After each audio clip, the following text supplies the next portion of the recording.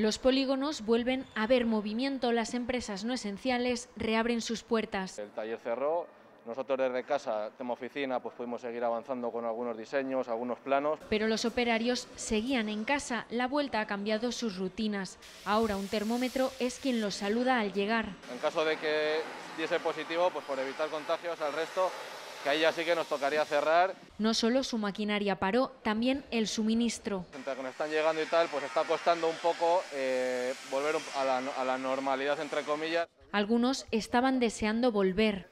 Que nos dejen trabajar, y porque si no esto va a ser la ruina. Y otros, aunque reabren, su actividad sigue parada. Porque nosotros vivimos del cliente. El cliente no puede salir a la calle, no podemos trabajar.